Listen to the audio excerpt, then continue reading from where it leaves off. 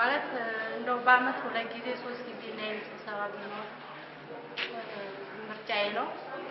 የመጀመሪያው ሙያና ቴክኒኩ ማሰለጥነው አጣው የሚለው ነገር ማለት ኮሌጁ እውቅና አለው። ለምሳሌ ምን እንደሚሰጥ ምን አይነት ስልጣን እንደሚሰጥ አብዛኛው ስርዓት እንደውም ይጠይቀኛል። ማለት ይሄን ስልጣን እንዴት ነው ያገኘሽው? ኮሌጁስ ምን ይሰጣል የሚለው ለምሳሌ እውቅና የለኝም። ምን እንደሚሰጥ ማለት ነው ያገኘሁትም አንደኛ በሎካል ነው፣ ሁለተኛ በሶሻል ሚዲያ ነው። እዛ ኮሌጁ ጋር ገብቼ ልብስ ስፌት 6 ፕሮቴክስ ከሚኖር የልብስ ማሽን ማለት ነው ሚክስ የሆነ ቢኖር ከዛ ላይ ስራቱ ስብሰባ ተብሎ ስለ ኮሌጁ እውቅና ቢኖራቸው ከዩኒቨርሲቲ ተመርቀው ወጥተው ምን እንዳለ እውቅና የላቸውም። ለምሳሌ በወሬ ካልሆነ ማለት ነው።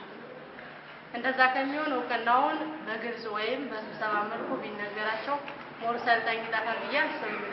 አብዛኛው መንግስት ሰራተኛ ከመሆን ይልቅ ሰልጥኖ የተሻለ ደረጃ ወይም ሌላ ሰው ማፍራት የሚችልበት ነገር ቢፈጠር ነው እንጂ ያን ያክል ስለማይኖር ማለት ነው። በኢንተርፕራይዝ ዙሪያ ደግሞ ማለት እኛውን ተደራጅተን የምንሰራው ስራ አለ።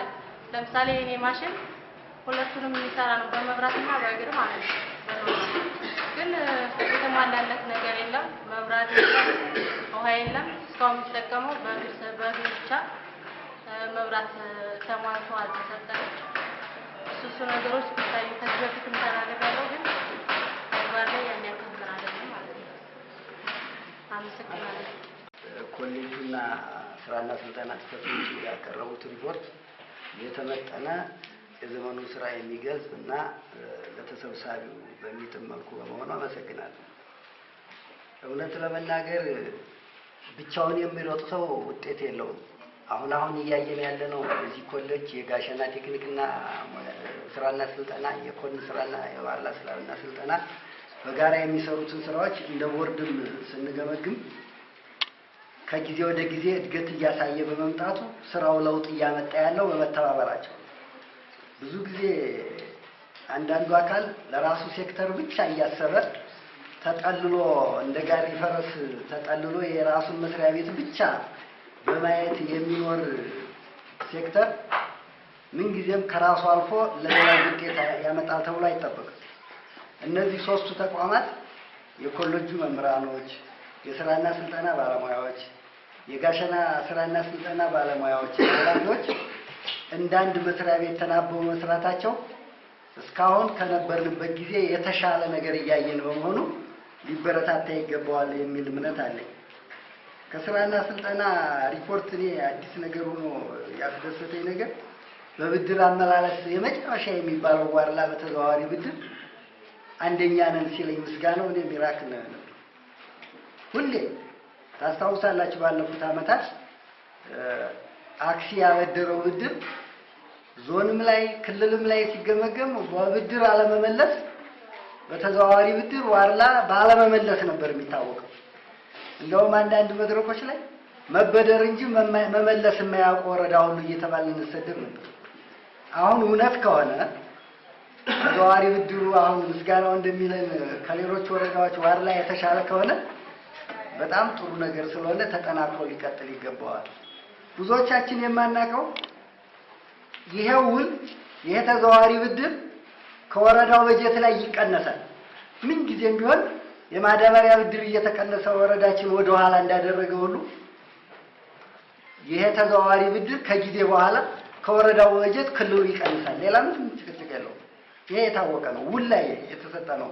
ይሄ ብድር ሲመጣ ምን ጊዜም ወረዳው ኮሚትመንት ገብቶ ነው የሚበደረው። ስለዚህ ይሄንን ብድር ማስመለስ የግድ ነው። ይሄን ያህል ዘንድሮ ተመልሶ ከሆነ የናሳየም ሪፖርት እንዲሁ ከሆነ በተዘዋዋሪ ብድሩ ደስ የሚያሰኝ ነገር ስለሆነ በዚሁ ቀጥሉ ነው ማለት። ሌላው ነገር ሲልማ ትልቅ ስራ ነው ብዬ አምናለሁ። ቀጣይ እኮ አሁን ምናልባት እስካሁን ዳውንት ነው እንግዲህ የተሻለ እንግዲህ ተማሪ እየሰጠን ያለው ማለት ነው። አሁን ዳውንት ራሱ ሊችል ይችላል።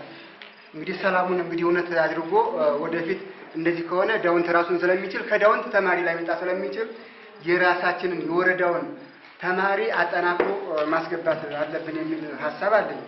ከዛም በመቀጠል የገቢ አሰባሰቡ በጣም ዝቅተኛ ነው። እንግዲህ 15 ሚሊዮን ታቅዶ 1 ሚሊዮን መሰብሰቡ እንግዲህ ይሄም ደግሞ በአስተዳደር ምክር ቤቱ ከተሰጠው ከወንበር ገቢ ይሄን ከፍ ያደርገልን የዛ ነው እንጂ ገቢ አሰባሰቡ በጣም ዝቅተኛ ነው የሚል ነገር ስላለ ገቢውንም የተማሪ ቅበላውን ከፍ ማድረግ ያስፈልጋል ማለት ነው። ከዛም በመቀጠል ከዚህ ከስራና ስልጠና እንግዲህ 4.5 ያልተመለሰ ውዝፍ አለ። ይህንን አስመልሶ ለቀጣይ ደግሞ እንደዚሁ እንዲሰራጭ የማድረጉ ስራ እኔ ትልቅ ስራ ቢሰራ ትክክል ነው እያምንበትና ስለማምንበት አሁንም ቢሆን ይህን የብድር አመላለስ ወቅታዊና የአባላት ውይይቶች ላይም እንዲገኙ የተደረገበት ሁኔታ አለ። እዚህም አስቸጋሪና ወይም እረፍት የወጡ ካልሆኑ በስተቀር በማንኛውም ወቅታዊ የሚሆን በመደበኛ ውይይቶች የሚገኙበት ሁኔታ አለ። ወራዊ የአባላት ክፍያ የማይከፍሉትም እንዲከፍሉ የተደረገበት ሁኔታዎች አሉ። እነዚህ ናቸው ያው ውስኖቹ ስለሆነ የምናነሳው። ከዚያ ውጭ ወደ አባይ ተግባራቶች ሲገባ የመጀመሪያው የስራ እድል ፈጠራ ነው። በዋናነት ይሄ ቡድን ነው እንግዲህ ለሌሎች ስራዎችም መሰረቱና ቤዙ ማለት ነው።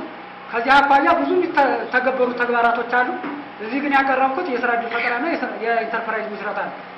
እንግዲህ የኢንተርፕራይዝ ምስረታ ከዚህ በፊት በምንሰራው ልክ አይደለም። አሰራሩ የተቀየረበት ሁኔታዎች አሉ። ምናልባት ነባርን በማጠናከር በመንግስት ፕሮጀክት እየተባለ ነበር ሲቀርብ የነበረው። አሁን ግን በግብርና በኢንዱስትሪና በአገልግሎት ዘርፍ ተብሎ ነው የቀረበው። ከዚህ አኳያ በግብርና ዘርፉ እንግዲህ በውስጡ ብዙዎች አሉ። በአትክልትና ፍራፍሬ ሊሆን ይችላል፣ በማርለብ ሊሆን ይችላል፣ በእርባታ ሊሆን ይችላል። እነዚህን የያዘ ነው። የአንበሳውን ድርሻ የሚይዘው የኢንተርፕራይዝ ምስረታ እቅዳችን 120 ነው። ክንውን 199 አካባቢ ነው። ኢንዱስትሪ የምንለው ደግሞ ማኒፋክቸሪንግ ጨምሮ ማለት ነው። ማኒፋክቸሪንግ ጨምሮ በማኒፋክቸሪንግ በኮንስትራክሽን እነዚህን የሚያካትት ነው። እዚህም እቅዳችን 57 ነው። ክንውን 26 አካባቢ ነው። በነገራችን ላይ እዚህ ላይ ስታዩ ዝቅ ያለ ይመስላል፣ ግን ዘንድሮ የተሻለ ስራ የተሰራበት ነው። ይሄ ተግባር በጣም ፈታኝ ነው።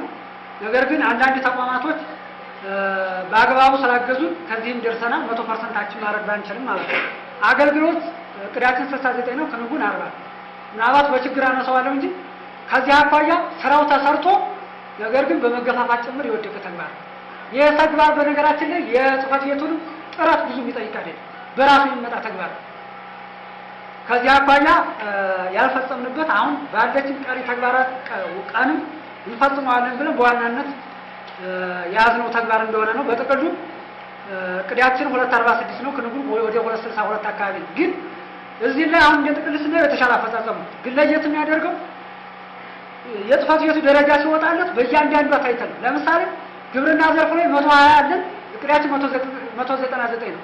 ከ120 በላይ ያለ ለኛ ያገለግላል። ግን መሰራት ስላለበት ብቻ ሰርተናል። ስለዚህ በእያንዳንዷ ታይትል ማለት ነው እቅዳችን አቻማረግ መቻል አለብን ማለት ነው። ለተወዳዳሪ የስራ እድል ፈጠራውም ቢሆን ግብርና ላይ 2795 ነው። ክንውን 3463 ነው። ከእቅድ በላይ የፈጸምንበት ሁኔታ አለ።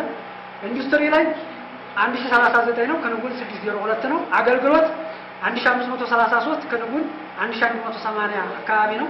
እቅዳችን በ11 ወር የተሻለ ነው ብሎ መውሰድ ይቻላል። ግን መሰረታዊ ችግሩ ቅድም እንዳልኳቸው በእያንዳንዱ ታይትል ሲተነተን አንዳንዱ በጣም ከፍ ብሎ ይሄድበታል፣ አንዳንዱ ደግሞ ከእቅዳችን በታይ ዝቅ ያለበት ሁኔታ ስላለ ይህን ማጣጣም ያስፈልጋል ማለት ነው። ሁለተኛ የገበያና ግብይት ቡድን ነው። ከዚህ አኳያ የመጀመሪያ የገበያ ትስስር ነው። የገበያ ትስስር እቅዳችን ወደ 25 ሚሊዮን አካባቢ ነው። ክንውናችንም ወደ 25 ሚሊዮን አካባቢ ነው። ይሄ በነገራችን ላይ ሌሎች ወረዳዎችም ያለዱበት ብዙ ተቋማቶች ግዘውን የፈጸምነው ተግባር ነው። በነገራችን ላይ ከኛ ወረዳ ላይ የሚመጡ ፕሮጀክቶችን የቅድሚያ ለኢንተርፕራይዝ ነው የሚሰጠው። ይሄ ነው አንዱን ብቻ ብናነሳ አሁን ለምሳሌ የፈደንቡ አነስተኛ ግድብ ወደ 19 ሚሊዮን አካባቢ ለኢንተርፕራይዝ ነው የተሰጠው። ስለዚህ ግልጽ እንዲሆንላቸው እነዚህ አይነት ስራዎች ናቸው። እኛ በተቋማችን ለኢንተርፕራይዝ ነው የሰጠነው። መስኖ ላይ በጣም ብዙ ፕሮጀክቶች ለኢንተርፕራይዝ ተሰጥተዋል። በራሳቸው ኢንተርፕራይዝ ትስስሮች አሉና እዚህ ላይ በኢንተርፕራይዝም በብርም ደረጃ ከእቅዳችን በላይ የፈጸሙበት ሁኔታ አለ። መደበኛ ብድር ስርጭት ነው። እሱም ከተቋማቶች የምናመጣው መረጃ ነው። ይህም ከእቅዳችን በላይ የፈጸሙበት ሁኔታ አለ። መደበኛ ብድር አመላለስም በተመሳሳይ የተሻለ እንቅስቃሴ የታየበት ተግባር ነው። ቁጠባን ስንመለከት እንግዲህ የውዴታ ቁጠባና የግዴታ ቁጠባ የሚባሉ አሉ። እነሱን ያጠቃለለ ነው። ይህም የተሻለ ነው ብሎ መውሰድ ይቻላል። ተዘዋዋሪ ብድር ስርጭት ነው። ተዘዋዋሪ ብድር ስርጭት በነገራችን ላይ ዘንድሮ ጥሩ መሻሻሎች አሉ። ነገር ግን ከእቅዳችን አኳያ ግን አሁን ዝቅተኛ ነው። ቅዳችን ወደ 7.6 ሚሊዮን አካባቢ ነው። ክንውናችን ደግሞ ወደ 2.7 አካባቢ ነው። አሁን በተበዳሪዎቹ ችግር ምክንያቱም የተጓተተ ነገሮች አሉ። ተበዳሪ ተቋሙ ብቻ ሳይሆን ወይም በእኛ ተቋሙ ብቻ ሳይሆን በራሳቸውም የሚስተካከሉ ነገሮች ያሉበት ሁኔታ አለ።